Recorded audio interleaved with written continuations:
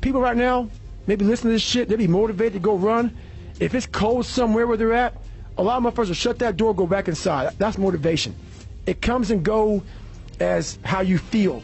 If you and your wife are good, if you and your kids are good, if you're good at work, you're motivated.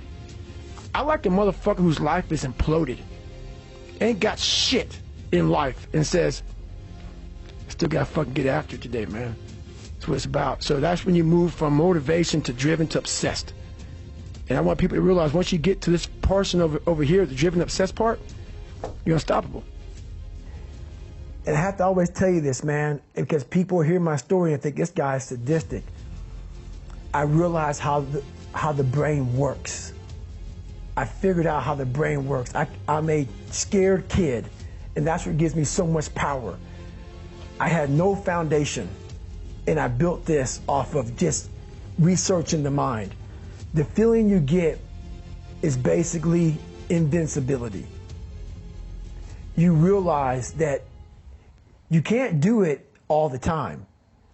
When you need to do it, I know I can go to a place that I can live in. And when you know that you can run on broken legs, and you can do certain things that a lot of people can do, but they're not willing to do, this power, this sympathetic nervous system of fight or flight, and you're fighting, it gives you this charge of energy of when you're sitting there at 3:30, 4 o'clock in the morning, and you're duct taping your feet up because they're broken, and you're doing it by yourself, and you're going through arguably one of the hardest training in the world.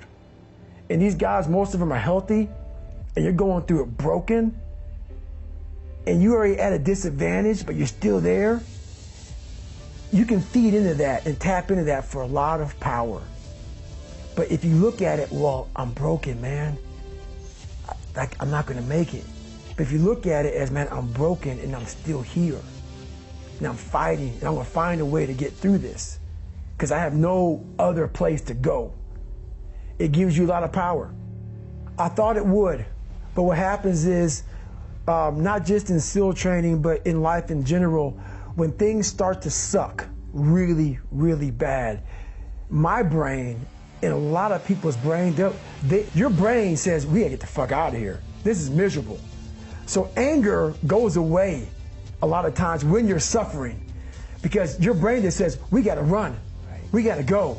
So that anger is not popping up saying, oh, I'm gonna show them, I'm gonna show those people. No, there has to be a much deeper, and when I say deeper, it has to be down to mineral soil. It has to be down to that nice mineral soil where nothing can burn. You can't burn dirt. So it has to be down that low, that literally is something in you that's at the core of your soul. But you don't find it unless you spend a lot of time with what you want to be in life.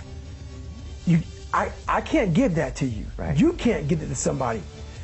When you find your true passion in life, and my passion for me was like, oh, I want to be, I didn't give a fuck about Navy SEALs, Army, I don't give a shit. I want to serve my country. I want to be someone that I'm proud of. That I want to look at myself in the mirror, because I was so disappointed. That accountability mirror I talk about, I was so disappointed in what I saw every fucking day. I wanted everybody to love David Goggins. And a lot of people did. I didn't love myself. But I knew a lot of us want to find peace first. So people say, man, you always talk about this suffering and pain and shit. I'm at peace right now because I went through that. Right. You don't find peace first. If you do, Merry Christmas. More power to you. More power to you. I found peace on the opposite end of finding myself. And no one really finds himself without going through trials, tribulations, suffering, accountability. And accountability is suffering. Being accountable every fucking day for doing right for yourself, for the people next to you, it's miserable. It's hard. That is suffering in disguise, right? Suffering. It's miserable.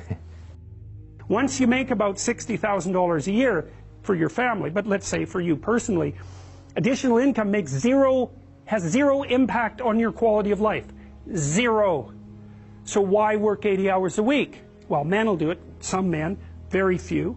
A handful of hyper-competitive men who are obsessed with hitting the pinnacle of the given dominance hierarchy they're in will happily work 80 hours a week, and they'll forego everything else. Relationships, family, children, way in the second category. And so those men are often very difficult to live with too, because they're so obsessed with their career. It's hard to have a relationship with them. And maybe they don't have much of a relationship with their kids, but they're damn good at what they do. And part of that is they're smart and disciplined, and they'll work non-stop all the time. It's like an obsession. And that's the sort of people who run things. Those are the people who run things. If you concentrate solely on your career, you can get a long way in your career. And I would say that that's a strategy that a minority of men preferentially do. That's all they do. They work like 70, 80 hours a week. They go flat out on their career. They're staking everything on the small probability of exceptional status in a narrow domain.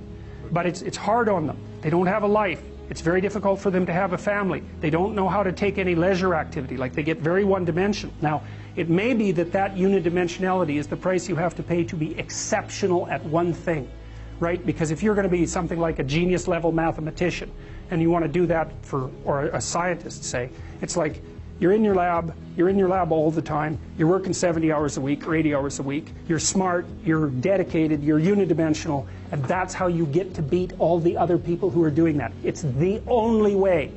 But the problem is you don't get a life.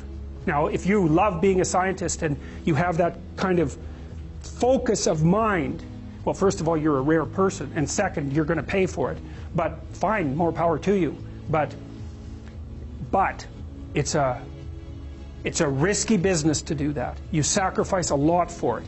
You know, and I would say most often, if you're speaking about having a healthy life, that isn't what you do.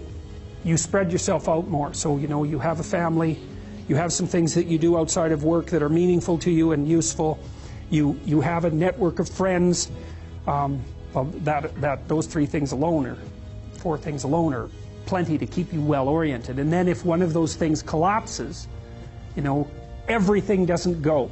Now, the price you pay for that is the more you strive to optimize that balance, the less likely you are to be fantastically successful at any single one of them.